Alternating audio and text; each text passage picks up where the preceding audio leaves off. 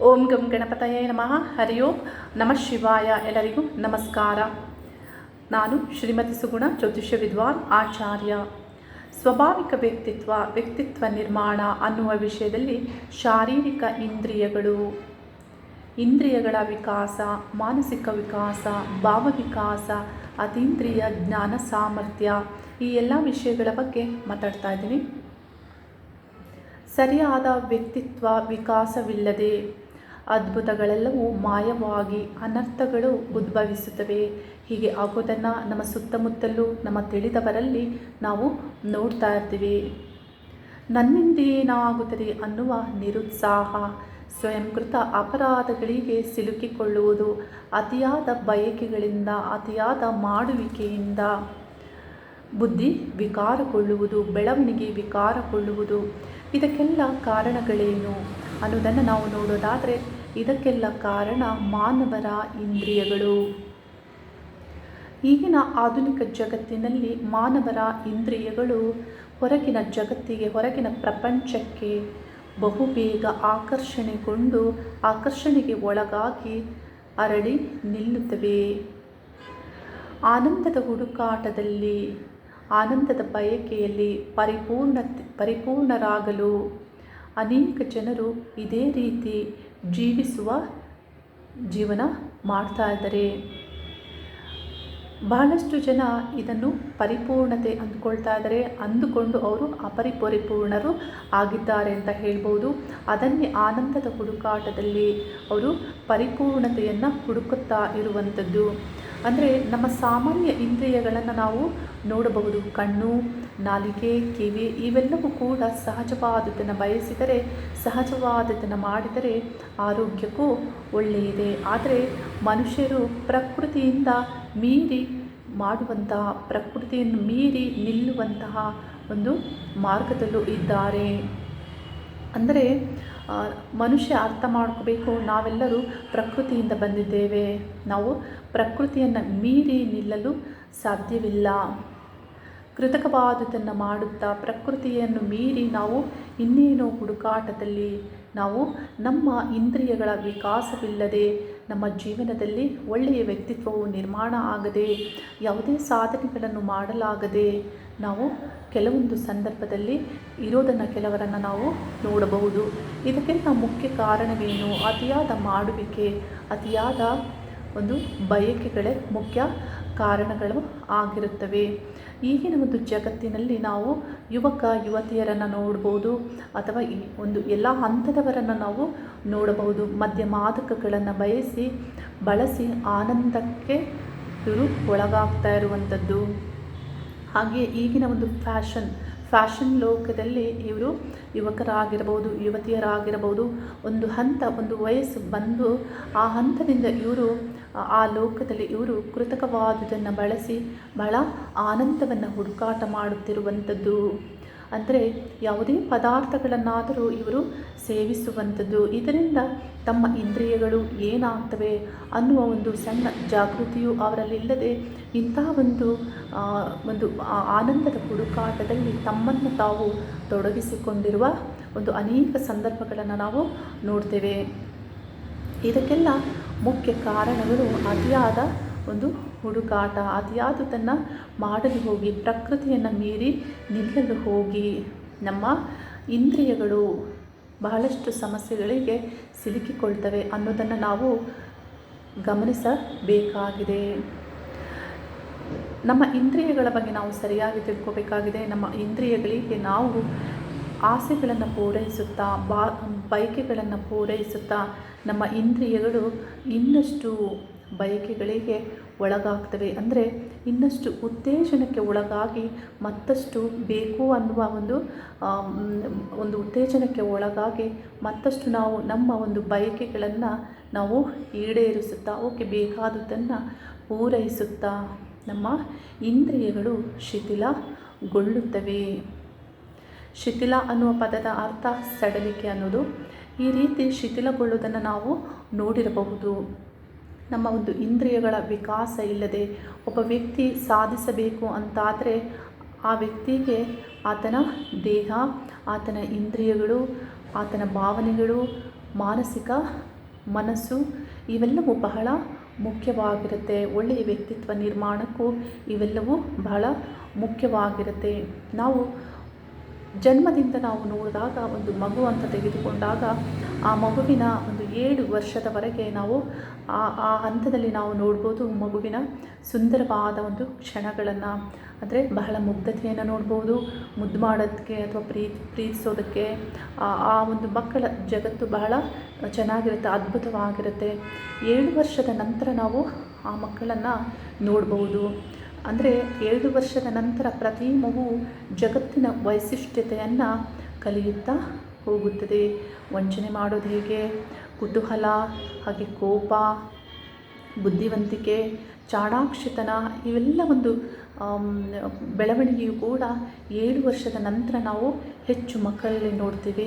7 ವರ್ಷದಿಂದ 13-14 ವರ್ಷದವರೆಗೂ ಈ ಒಂದು ಹಂತದಲ್ಲಿ ಮಕ್ಕಳು ತಮ್ಮ ಒಂದು ಜಗತ್ತಿನ ವೈಶಿಷ್ಟ್ಯತೆಯನ್ನು ಇವರು ಕಲಿತುಕೊಳ್ಳುತ್ತಾರೆ. ಈ ಹಂತದಲ್ಲಿ ನಾವು ಈ ರೀತಿ ಮಕ್ಕಳನ್ನು ನಾವು ನೋಡಬಹುದು. ಈ 14 ಅಂದರೆ 13-14 ವಯಸ್ಸಿನ ನಂತರ ನಾವು ಮಕ್ಕಳನ್ನು ನೋಡ್ಬೋದು.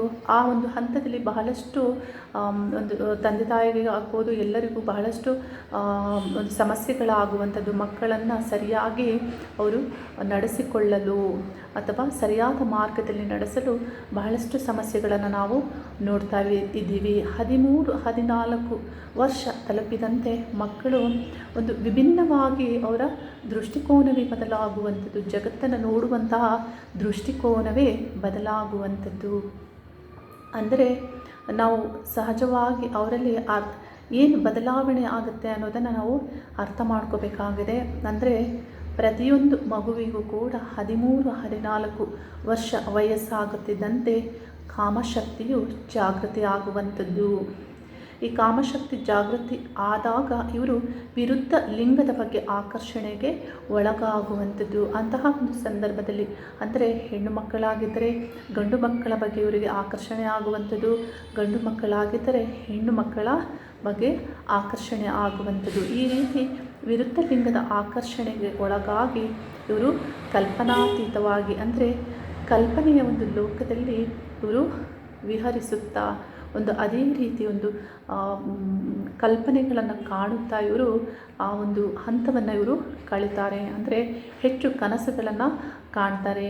ಆ ಹಂತದಲ್ಲಿ ಸರಿಯಾಗಿ ಇವರಿಗೆ ಮಾರ್ಗದರ್ಶನವನ್ನು ಪೋಷಕರಾಗಿರ್ಬೋದು, ಸಮಾಜದಲ್ಲಿ ಗುರುಗಳಾಗಿರಬಹುದು, ಯಾರೇ ಆಗಿರಬಹುದು ಕೊಡಬೇಕಾಗುತ್ತೆ.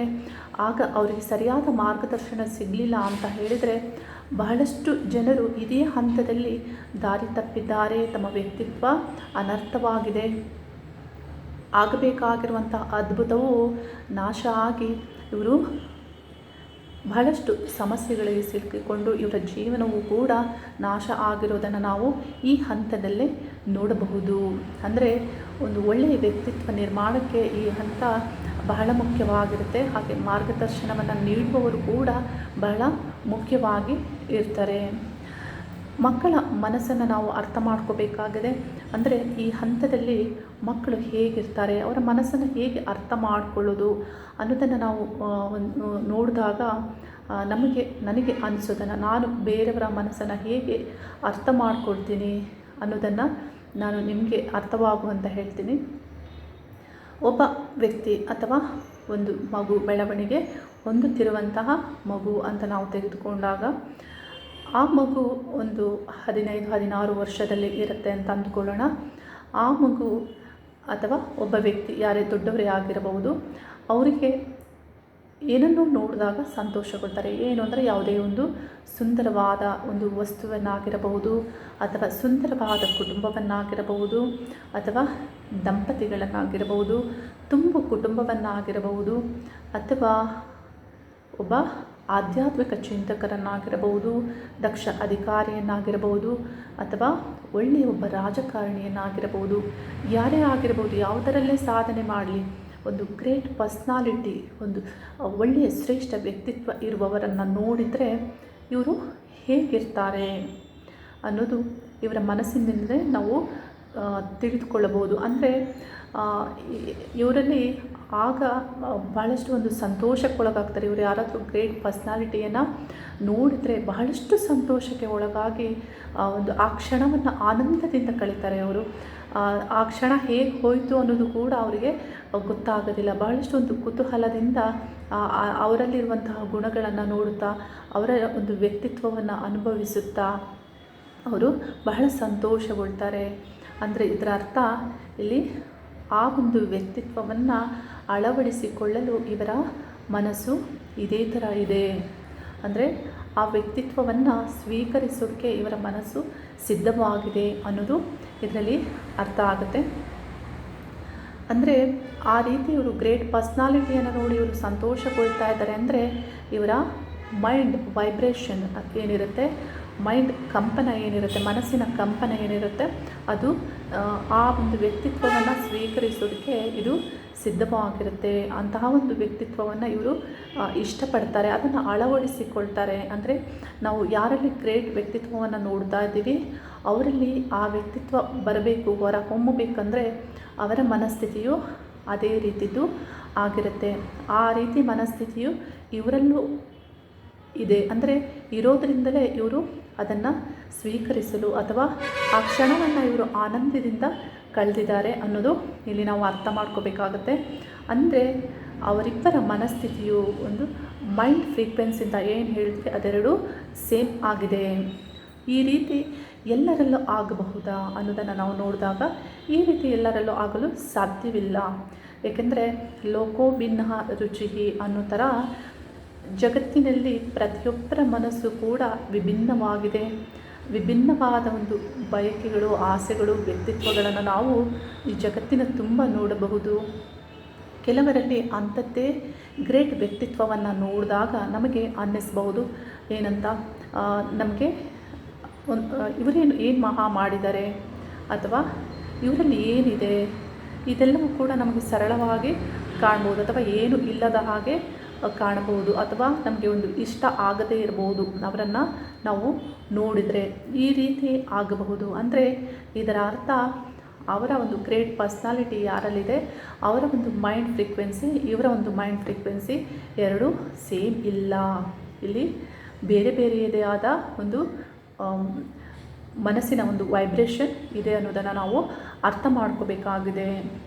ಈ ರೀತಿ ಇದ್ದಾಗ ಮಾನಸಿಕ ವಿಕಾಸ ಆಗಲೇಬೇಕಾಗತ್ತೆ. ಅಂದರೆ ಈ ರೀತಿ ನಾವು ಒಂದು ಅದ್ಭುತವಾದ ವ್ಯಕ್ತಿತ್ವವನ್ನು ನೋಡಿ ನಾವು ಈ ರೀತಿ ಅಂದುಕೊಳ್ತೀವಿ ಅಂತ ಹೇಳಿದರೆ ನಮ್ಮಲ್ಲಿ ವ್ಯಕ್ತಿತ್ವ ನಿರ್ಮಾಣಕ್ಕೆ ಏನು ಕೊರತೆ ಇದೆ.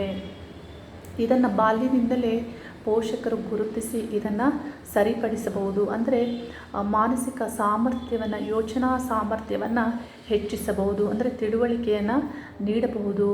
ಈ ಬೇಕಾದ ಒಂದು ಗುಣಗಳನ್ನು ಅಭಿವೃದ್ಧಿ ಪಡಿಸಬಹುದು. ನಾವು ಮಕ್ಕಳಲ್ಲಿ ಬಾಲ್ಯದಿಂದಲೇ ಇಂತಹ ಒಂದು ವಿಷಯಗಳನ್ನು ಗಮನಿಸಿ ಅವರಿಗೆ ಬೇಕಾದಂತೆ ನಾವು ಅವರನ್ನು ಒಂದು ಮಾನಸಿಕ ವಿಕಾಸಗೊಳಿಸುವಂತಹ ಎಲ್ಲ ಒಂದು ಪ್ರಯತ್ನಗಳನ್ನು ನಾವು ಮಾಡಬೇಕಾಗಿದೆ. ಅವರಿಗೆ ಯೋಚನಾ ಸಾಮರ್ಥ್ಯ ಯಾವಾಗ ಹೆಚ್ಚಾಗುತ್ತೆ, ಸುತ್ತಮುತ್ತಲು ನೋಡಿದಾಗ, ಅನುಭವಿಸಿದಾಗ ಅವರಲ್ಲಿ ಒಂದು ಬದಲಾವಣೆಗಳು ಆಗಬಹುದು. ಹಾಗೆ ಅವರಲ್ಲಿ ಒಂದು ಮಾನಸಿಕ ಆಲೋಚನಾ ಸಾಮರ್ಥ್ಯ ಹೆಚ್ಚಾಗಬೇಕಂದ್ರೆ ಶಾಂತಿಯಿಂದ, ಏಕಾಗ್ರತೆಯಿಂದ ಇದ್ದು ಯೋಚಿಸಿದಾಗ ಈ ಒಂದು ಮಾನಸಿಕ ವಿಕಾಸಗೊಳ್ಳಲು, ಯೋಚನೆ ಮಾಡಲು ಇವರು ಸಾಮರ್ಥ್ಯವನ್ನು ಪಡೆದುಕೊಳ್ತಾರೆ. ಹೀಗಾಗಬೇಕು ಅಂತ ಹೇಳಿದರೆ ಧ್ಯಾನವನ್ನು ಪ್ರತಿನಿತ್ಯವೂ ಕೂಡ ಪ್ರತಿ ಮಕ್ಕಳು ಕೂಡ ಅಭ್ಯಾಸ ಮಾಡಬೇಕಾಗಿದೆ. ಆಗ ಇವರಲ್ಲಿ ಆಲೋಚನಾ ಸಾಮರ್ಥ್ಯ ಹೆಚ್ಚುತ್ತೆ. ಆಗ ಇವರು ಒಳ್ಳೆಯದನ್ನು ಅಥವಾ ಕೆಟ್ಟದ್ದನ್ನು ಯಾವುದನ್ನು ಕೂಡ ಯೋಚನೆ ಮಾಡುವ ಒಂದು ನಿರ್ಧರಿಸುವ ಒಂದು ಸಾಮರ್ಥ್ಯವನ್ನು ಇವರು ಪಡೆದುಕೊಳ್ತಾರೆ. ಹೀಗೆ ಈ ರೀತಿ ನಾವು ಮಕ್ಕಳ ಒಂದು ಮಾನಸಿಕ ವಿಕಾಸವನ್ನು ಗೊಳಿಸಬಹುದು. ಇದು ಅದ್ಭುತ ವ್ಯಕ್ತಿತ್ವಕ್ಕೆ ಬಹಳ ಮುಖ್ಯವಾದ ವಿಷಯ. ಭಾವ ವಿಕಾಸ ಅಂದರೆ ಭಾವನೆಗಳನ್ನು ನಾವು ಹೇಗೆ ವಿಕಾಸಗೊಳಿಸುವುದು. ಒಂದು ಒಳ್ಳೆಯ ವ್ಯಕ್ತಿತ್ವ ನಿರ್ಮಾಣಕ್ಕೆ ಬಹಳ ಮುಖ್ಯವಾಗುತ್ತೆ. ಭಾವನೆಗಳು ವಿಕಾಸ ಆಗಲೇಬೇಕಾಗಿದೆ. ನಾವು ನೋಡಿರಬಹುದು ಈ ಜಗತ್ತಿನಲ್ಲಿ ಯಾರೇ ಆಗ್ಬೋದು, ಕೆಲವರಲ್ಲಿ ನಾವು ನೋಡ್ಬೋದು ಹಳೆಯ ಘಟನೆಗಳನ್ನು ಇವರು ಹೊತ್ತು ಮುಂದೆ ಸಾಗ್ತಾರೆ. ಅಂದರೆ ಚಿಕ್ಕಂದಿನಲ್ಲಿ ಅಥವಾ ಬಾಲ್ಯದಲ್ಲಿ ಆದಂಥ ಒಂದು ಕಹಿ ಘಟನೆಯನ್ನು ಇವರು 30-40 ವರ್ಷ ಆದರೂ ಕೂಡ ಅದನ್ನು ಹೊತ್ತು ಸಾಕ್ತಾರೆ. ಆಗಾಗ ಅವರು ದುಃಖಕ್ಕೆ ಒಳಗಾಗ್ತಾ ಇರ್ತಾರೆ ಅಥವಾ ಯಾವುದೋ ಒಂದು ದ್ವೇಷವನ್ನು ಇವರು ಹೊತ್ತು ಹಾಗೆ ಜೀವಿಸ್ತಾರೆ. ಈ ರೀತಿ ಅವರಲ್ಲಿ ಭಾವನೆಗಳನ್ನು ಅವರು ಹೊತ್ತು ಸಾಗೋದನ್ನು ನಾವು ನೋಡ್ಬೋದು. ಒಬ್ಬ ವ್ಯಕ್ತಿಯಲ್ಲಿ ವಿಭಿನ್ನವಾದ ಭಾವನೆಗಳನ್ನು ಕೂಡ ನಾವು ನೋಡ್ಬೋದು. ಕೋಪವನ್ನು ನೋಡ್ಬೋದು, ಪ್ರೇಮವನ್ನು ನೋಡ್ಬೋದು, ದುಃಖವನ್ನು ನೋಡ್ಬೋದು. ಈ ರೀತಿ ಅನೇಕ ರೀತಿಯ ಭಾವನೆಗಳು ಒಬ್ಬರಲ್ಲೇ ಇರ್ತವೆ. ಈ ಭಾವನೆಗಳು ಕೂಡ ವಿಕಾಸಗೊಳ್ಳಬೇಕು. ಒಬ್ಬ ಮನುಷ್ಯ ಒಂದು ನೆಮ್ಮದಿಯಿಂದ ಜೀವಿಸಬೇಕು, ಇವರು ಆ ಕ್ಷಣವನ್ನು ಸಂತೋಷದಿಂದ ಕಳಿಬೇಕು ಅನ್ನೋದಾದರೆ ಇವರಲ್ಲಿ ಭಾವನೆಯ ವಿಕಾಸಗಳು ಕೂಡ ಆಗಬೇಕಾಗಿದೆ. ಅಂದರೆ ಪೋಷಕರು ಚಿಕ್ಕಂದಿನಿಂದಲೇ ಮಕ್ಕಳಿಗೆ ತಿಳಿಸ್ಬೇಕಾಗತ್ತೆ. ಕೆಟ್ಟ ಘಟನೆಗಳನ್ನಾಗಿರಬಹುದು, ದುಃಖದ ಘಟನೆಗಳಾಗಿರಬಹುದು, ಅವುಗಳನ್ನು ಆಗಲೇ ಹೊರೆ ಹಾಕಿ ಒಳ್ಳೆಯ ಒಂದು ಚಿಂತನೆಗಳನ್ನು ಇವರು ಮಾಡಬೇಕಾಗತ್ತೆ. ಅಂದರೆ ಅದನ್ನು ಹೊತ್ತು ಸಾಗುವ ಒಂದು ಜೀವನ ಇವರು ಮಾಡೋದು ಬೇಡ. ಅಂದರೆ ಅದನ್ನು ಶುದ್ಧೀಕರಿಸಿ ಆ ಭಾವನೆಗಳನ್ನು ಹೊರಹಾಕಿ ಇವರು ಒಳ್ಳೆಯ ಭಾವನೆಗಳಿಂದ ಮುಂದೆ ಸಾಗಿದಾಗ ಇವರು ಮುಂದೆ ಇವರ ಜೀವನದಲ್ಲಿ ಬರುವಂತಹ ಎಲ್ಲ ಒಂದು ಕ್ಷಣಗಳನ್ನು ಆನಂದದಿಂದ ಕಳೆಯೋದಕ್ಕಾಗ್ಬೋದು, ಒಳ್ಳೆಯ ಯೋಚನೆಗಳನ್ನು ಮಾಡಲಿಕ್ಕಾಗ್ಬೋದು, ಒಳ್ಳೆಯ ನಿರ್ಧಾರಗಳನ್ನು ತೆಗೆದುಕೊಳ್ಳೋದಕ್ಕಾಗಿರ್ಬೋದು. ಅದಕ್ಕೆ ಇವರ ಒಂದು ಭಾವ ಕಾರಣ ಆಗುತ್ತೆ. ಇವರ ಮನಸ್ಸಿನಲ್ಲಿ ಅಂದರೆ ಇವರಲ್ಲಿ ಬರುವಂತಹ ಭಾವನೆಗಳು ಕೂಡ ಶುದ್ಧವಾಗಿ ಇರ್ತವೆ. ಈ ರೀತಿ ಭಾವನೆಗಳನ್ನು ಕೂಡ ಬಾಲ್ಯದಿಂದಲೇ ಪೋಷಕರು ವಿಕಾಸಗೊಳಿಸಬೇಕಾಗಿದೆ. ಅಂದರೆ ಅವರ ಭಾವನೆಗಳನ್ನು ಶುದ್ಧೀಕರಿಸುವ ಒಂದು ಕ್ರಿಯೆಯಲ್ಲಿ ಮಕ್ಕಳನ್ನು ಇವರು ಜಾಗೃತಿ ಮಾಡಬೇಕಾಗಿದೆ. ಆಗ ಇವರಲ್ಲಿ ಭಯ ಹೊರಟು ಹೋಗುತ್ತೆ, ದುಃಖ ಹೊರಟು ಹೋಗುತ್ತೆ, ಆತ್ಮವಿಶ್ವಾಸ ಹೆಚ್ಚಾಗುತ್ತೆ, ಧೈರ್ಯ ಹೆಚ್ಚಾಗುತ್ತೆ. ಮುಂದೆ ಬರುವಂತಹ ದಿನಗಳಲ್ಲಿ ಸಾಧನೆ ಮಾಡಲು ಇವರು ಒಳ್ಳೆಯ ಒಂದು ಸಾಮರ್ಥ್ಯದಿಂದ ಇರಲು ಸಾಧ್ಯವಾಗುತ್ತೆ. ಅತೀಂದ್ರಿಯ ಜ್ಞಾನ ಸಾಮರ್ಥ್ಯ ಈ ವಿಷಯದ ಬಗ್ಗೆ ನಾನು ಮಾತಾಡೋದಾದರೆ ಬಹಳ ಸೂಕ್ಷ್ಮವಾಗಿ ಮಾತಾಡ್ತೀನಿ. ಬಹಳ ಒಂದು ಒಳ್ಳೆಯ ಸುಂದರವಾದ ವಿಷಯ ಅತೀಂದ್ರಿಯ ಜ್ಞಾನ ಸಾಮರ್ಥ್ಯ ಅನ್ನೋದು. ಅತೀಂದ್ರಿಯ ಜ್ಞಾನ ಸಾಮರ್ಥ್ಯವನ್ನು ನಾವು ಕೆಲವರಲ್ಲಿ ನೋಡಬಹುದು. ಅಂದರೆ ಅವರು ಅದನ್ನು ಅಭಿವೃದ್ಧಿ ಪಡಿಸಿಕೊಂಡಿರ್ತಾರೆ. ಬಹಳ ಅದ್ಭುತ ವ್ಯಕ್ತಿಗಳಲ್ಲಿ ನಾವು ಅದನ್ನು ನೋಡ್ಬೋದು. ಯಾರಲ್ಲಿ ಅತೀಂದ್ರಿಯ ಜ್ಞಾನ ಸಾಮರ್ಥ್ಯ ಇರುತ್ತೆ ಅವರು ಆ ಸಾಮರ್ಥ್ಯವನ್ನು ಜ್ಞಾನ ಸಾಮರ್ಥ್ಯವನ್ನು ತಮ್ಮ ವ್ಯಕ್ತಿತ್ವದಲ್ಲಿ ಅಳವಡಿಸಿಕೊಂಡು ಅವರು ಜೀವಿಸ್ತಾರೆ. ಅಂಥವರು ಅದ್ಭುತ ವ್ಯಕ್ತಿತ್ವ ಉಳ್ಳವರಾಗಿ ಹೊರಹೊಮ್ಮುತ್ತಾರೆ. ಅತೀಂದ್ರಿಯ ಜ್ಞಾನ ಸಾಮರ್ಥ್ಯ ಅನ್ನೋದು ಇದೊಂದು ಸೂಕ್ಷ್ಮ ಸಂವೇದನೆ ಅಂತ ಹೇಳ್ಬೋದು. ಅಂದರೆ ಮನಸ್ಸಿಗೆ ಸಂಬಂಧಪಟ್ಟಂಥ ವಿಷಯ ಸೂಕ್ಷ್ಮವಾಗಿ ಇದನ್ನು ಗ್ರಹಿಸುವ ಒಂದು ಜ್ಞಾನ ಸಾಮರ್ಥ್ಯ. ನಮ್ಮ ಒಂದು ಸಾಮಾನ್ಯ ಇಂದ್ರಿಯಗಳು ಏನಿದೆ ಆ ಇಂದ್ರಿಯಗಳಿಗೆ ಮರೆಮಾಚಲಾದಂಥ ಜ್ಞಾನ ಸಾಮರ್ಥ್ಯ. ಅತೀಂದ್ರಿಯ ಜ್ಞಾನ ಸಾಮರ್ಥ್ಯ ಅನ್ನೋದು ಒಂದು ಎಕ್ಸ್ಟ್ರಾ ಸೆನ್ಸ್ಗೆ ಸಂಬಂಧಪಟ್ಟಂಥದ್ದು. ಅಂದರೆ ಎಕ್ಸ್ಟ್ರಾ ಸೆನ್ಸರಿ ಅಂತ ಹೇಳ್ತೀವಿ. ಈ ವಿಷಯಕ್ಕೆ ಸಂಬಂಧಪಟ್ಟಂಥ ಒಂದು ಜ್ಞಾನ ಸಾಮರ್ಥ್ಯ. ಈ ಜ್ಞಾನ ಸಾಮರ್ಥ್ಯ ಎಲ್ಲರಲ್ಲೂ ಇದೆಯಾ ಅಥವಾ ಎಲ್ಲರಿಗೂ ಇದೆಯಾ ಅನ್ನೋದನ್ನು ನಾವು ಯೋಚಿಸುವಾಗ ನನ್ನ ಪ್ರಕಾರ ನಾನು ಬಹಳಷ್ಟು ಜನಸಾಮಾನ್ಯರಲ್ಲಿ ನನ್ನ ಒಂದು ಸ್ನೇಹಿತರ ವರ್ಗದಲ್ಲಿ ಬಂಧುಗಳಲ್ಲಿ ನಾವು ನೋಡಬಹುದು. ನಿಮ್ಮ ಅನುಭವಕ್ಕೂ ಬಂದಿರಬಹುದು. ಬಹಳಷ್ಟು ಜನ ಏನು ಹೇಳ್ತಾರೆ, ಹೀಗೆ ಆಗಬೇಕಾಗಿತ್ತು ಅಂತ ಅನಿಸಿತ್ತು, ಹೀಗೆ ಆಯಿತು, ಹೀಗೆ ಆಗುತ್ತೆ ಅಂತ ಅನಿಸಿತ್ತು, ಹಾಗೆ ಆಗಿದೆ, ಹೀಗೆ ಆಗಬಹುದು, ನನಗೆ ಮೊದಲೇ ತಿಳಿದಿತ್ತು, ಮೊದಲೇ ಅನ್ನಿಸಿತ್ತು. ಈ ರೀತಿ ಬಹಳಷ್ಟು ಜನ ಬಂದು ನನಗೆ ಅವರ ಒಂದು ವಿಷಯಗಳನ್ನು ಶೇರ್ ಮಾಡ್ತಾರೆ. ಅಂಥ ಒಂದು ಅವರಲ್ಲಿ ಒಂದು ಜ್ಞಾನ ಅಂತ ಹೇಳ್ಬೋದು ಅಥವಾ ಗ್ರಹಿಸುವ ಒಂದು ಶಕ್ತಿ ಅಂತ ಹೇಳ್ಬೋದು. ಅದು ಪ್ರತಿಯೊಬ್ಬರಲ್ಲೂ ಸಾಮಾನ್ಯವಾಗಿ ನಾವು ನೋಡಬಹುದು. ಆದರೆ ಈ ಜ್ಞಾನ ಸಾಮರ್ಥ್ಯವನ್ನು ಎಲ್ಲರೂ ಕೂಡ ಅಭಿವೃದ್ಧಿ ಪಡಿಸೋದಿಲ್ಲ. ಮನುಷ್ಯ ಪ್ರಕೃತಿಯಿಂದ ಬಂದಂಥ ಮಾನವರು ನೈಸರ್ಗಿಕವಾಗಿ ಈ ಒಂದು ಜ್ಞಾನ ಸಾಮರ್ಥ್ಯವನ್ನು ಅಂದರೆ ಅತೀಂದ್ರಿಯ ಜ್ಞಾನ ಸಾಮರ್ಥ್ಯವನ್ನು ನೈಸರ್ಗಿಕವಾಗಿ ಬಂದಂಥ ಈ ಜ್ಞಾನ ಸಾಮರ್ಥ್ಯವನ್ನು ಪ್ರತಿಯೊಬ್ಬರೂ ಕೂಡ ಅಭಿವೃದ್ಧಿ ಪಡಿಸಿಕೊಳ್ಳಬೇಕಾಗಿದೆ. ನನಗೆ ನನ್ನ ಒಂದು ಅಭಿಪ್ರಾಯದಲ್ಲಿ ಜ್ಞಾನ ಸಾಮರ್ಥ್ಯ ನೈಸರ್ಗಿಕವಾಗಿ ಬಂದು ಇದು ಪ್ರತಿಯೊಬ್ಬರಲ್ಲೂ ಇರುತ್ತೆ. ಅದನ್ನು ನಾವು ಅಭಿವೃದ್ಧಿ ಪಡಿಸೋದಿಲ್ಲ. ಅಂದರೆ ನಾವು ಅದನ್ನು ಜಾಗೃತಿಯೂ ಕೂಡ ನಾವು ಮಾಡೋದಿಲ್ಲ. ಆ ವಿಷಯದ ಬಗ್ಗೆ ನಮಗೆ ತಿಳಿದಿರೋದಿಲ್ಲ. ಅಂದರೆ ಅದರ ಬಗ್ಗೆ ನಾವು ಒಂದು ಯೋಚಿಸುವಾಗ, ಅದನ್ನು ಅಭಿವೃದ್ಧಿಪಡಿಸುವ ಒಂದು ಪ್ರಯತ್ನದಲ್ಲಿ ನಾವು ಇದ್ದಾಗ ಆಗ ಮಾತ್ರ ನಮಗೆ ಇಂಥ ವಿಷಯಗಳು ಬಹಳ ಸೂಕ್ಷ್ಮವಾಗಿ ತಿಳಿತವೆ. ಮುಂದೆ ಆಗುವಂಥದ್ದು ಅಥವಾ ಮುಂದೆ ನಮಗೆ ಒಂದು ಸಾಮಾನ್ಯ ಇಂದ್ರಿಯಗಳಿಗೂ ಮರೆಮಾಚಿದಂತಹ ಒಂದು ವಿಷಯಗಳನ್ನು ಗ್ರಹಿಸುವ ಶಕ್ತಿ ಸಾಮರ್ಥ್ಯ ನಮಗೆ ಸೂಕ್ಷ್ಮವಾಗಿ ಜಾಗೃತಿ ಆಗುವಂಥದ್ದು. ಇಂಥ ಒಂದು ನೈಸರ್ಗಿಕವಾಗಿ ಬಂದಂತಹ ಅತೀಂದ್ರಿಯ ಜ್ಞಾನ ಸಾಮರ್ಥ್ಯವನ್ನು ಪ್ರತಿಯೊಬ್ಬ ಮಕ್ಕಳು ಕೂಡ ಅಭಿವೃದ್ಧಿ ಪಡಿಸಿಕೊಳ್ಳಬೇಕು. ಪ್ರತಿಯೊಬ್ಬ ಮನುಷ್ಯರು ಕೂಡ ಅಭಿವೃದ್ಧಿ ಪಡಿಸಿಕೊಳ್ಳಬೇಕು. ತಮ್ಮ ವ್ಯಕ್ತಿತ್ವ ನಿರ್ಮಾಣಕ್ಕೆ ಮುಂದೆ ಬರುವಂತಹ ಒಂದು ಎಲ್ಲ ಕೆಲಸ ಕಾರ್ಯಗಳಲ್ಲಿ ಈ ಶಕ್ತಿ ಸಾಮರ್ಥ್ಯವನ್ನು ಅಳವಡಿಸಿಕೊಂಡು ಇವರು ಅದ್ಭುತ ವ್ಯಕ್ತಿತ್ವ ಇರುವವರಾಗಿ ಇವರ ಒಂದು ಅದ್ಭುತ ವ್ಯಕ್ತಿತ್ವ ನಿರ್ಮಾಣಕ್ಕೆ ಈ ಶಕ್ತಿ ಸಾಮರ್ಥ್ಯ ಬಹಳಷ್ಟು ಸಹಾಯಕಾರಿ ಆಗುತ್ತೆ. ಏಕೆಂದರೆ ಅತೀಂದ್ರಿಯ ಜ್ಞಾನ ಸಾಮರ್ಥ್ಯ ಹೆಚ್ಚು ಯಾರಲ್ಲಿರುತ್ತೆ ಅವರನ್ನು ನೋಡಬಹುದು ನೀವು. ಅವರು ಒಂದು ಅದ್ಭುತ ವ್ಯಕ್ತಿಗಳಾಗಿ ಆಂತರಿಕವಾದ ಒಂದು ಪ್ರಪಂಚವನ್ನು ಬಹುಪಾಲು ಪ್ರೀತಿಸ್ತಾರೆ. ಅವರು ಹೊರ ಜಗತ್ತಿನ ಒಂದು ಜೀವನವನ್ನು ಕೂಡ ಸಮನ್ವಯ ಮಾಡಿಕೊಂಡು ಬರುವಂಥ ಎಲ್ಲ ಕೆಲಸ ಕಾರ್ಯಗಳಲ್ಲಿ ಈ ಜಗತ್ತನ್ನು ನೋಡುವ ದೃಷ್ಟಿ ಆಗಿರಬಹುದು ಎಲ್ಲವೂ ಕೂಡ ಒಂದು ಸಮನ್ವಯ ಮಾಡಿಕೊಂಡು ಇವರು ಬಹಳ ಒಂದು ನೆಮ್ಮದಿಯಿಂದ ಜೀವನ ಮಾಡುವವರು ಆಗಿರ್ತಾರೆ. ಹಾಗಾಗಿ ಇಂತಹ ಒಂದು ಜ್ಞಾನ ಸಾಮರ್ಥ್ಯವನ್ನು ಪ್ರತಿ ಮಕ್ಕಳಲ್ಲಿಯೂ ಕೂಡ ಜಾಗೃತಿ ಮಾಡಬೇಕಾಗಿದೆ. ಇದಕ್ಕೆ ಬಹಳ ಒಂದು ಶಾಂತಿಯ ಒಂದು ವ್ಯಕ್ತಿತ್ವ, ಹಾಗೆ ಇವರಲ್ಲಿ ಒಂದು ಶಾಂತಿ ಮನೋಭಾವದೊಂದಿಗೆ ಏಕಾಗ್ರತೆ ಇವರಲ್ಲಿ ನಿರ್ಮಾಣ ಆಗಬೇಕು. ಧ್ಯಾನ ಮಾಡುವ ಒಂದು ಕ್ರಿಯೆ ಅಂದರೆ ನಿತ್ಯವೂ ಕೂಡ ಧ್ಯಾನ ಮಾಡುವ ಅಭ್ಯಾಸ ಇವರಲ್ಲಿ ಪ್ರಾರಂಭ ಆಗಬೇಕು. ಆಗ ಮಾತ್ರ ನಮ್ಮ ಸುತ್ತಮುತ್ತಲೂ ಆಗಬಹುದಾದಂತಹ ಅಥವಾ ಹಿಂದೆ ನಡೆದಂಥ ಮುಂದೆ ನಡೆಯಬಹುದಾದಂಥ ಎಲ್ಲ ವಿಷಯಗಳಿಂದ ನಾವು ಶಾಂತಿ ಇದ್ದಾಗ ಮಾತ್ರ ನಾವು ಇಂಥ ವಿಷಯಗಳನ್ನು ತಿಳಿದುಕೊಳ್ಳೋದಕ್ಕಾಗ್ಬೋದು. ಇವುಗಳನ್ನು ಒಂದು ಗ್ರಹಿಸುವ ಒಂದು ಶಕ್ತಿಯನ್ನು ನಾವು ಆಗ ಮಾತ್ರ ಪಡೆದುಕೊಳ್ತೀವಿ. ಹಾಗಾಗಿ ಪ್ರತಿಯೊಬ್ಬರಲ್ಲೂ ಕೂಡ ಇಂತಹ ಒಂದು ಜ್ಞಾನ ಸಾಮರ್ಥ್ಯ ಅಭಿವೃದ್ಧಿಯನ್ನು ಹೊಂದಬೇಕಾಗಿದೆ. ನನ್ನ ಮಾತುಗಳನ್ನು ಕೇಳ್ತಾ ಇರುವ ಪ್ರತಿಯೊಬ್ಬರಲ್ಲಿಯೂ ಕೂಡ ಜ್ಞಾನ ಸಾಮರ್ಥ್ಯ ಹೆಚ್ಚಾಗಲಿ ಅನ್ನೋದನ್ನು ಹೇಳ್ತಾ ಮುಂದಿನ ವಿಷಯಗಳನ್ನು ಮುಂದಿನ ವಿಡಿಯೋದಲ್ಲಿ ನಾನು ಮಾತಾಡ್ತೀನಿ. ನಿಮಗೆಲ್ಲರಿಗೂ ಶುಭವಾಗಲಿ. ಹರಿ ಓಂ ನಮಃ ಶಿವಾಯ.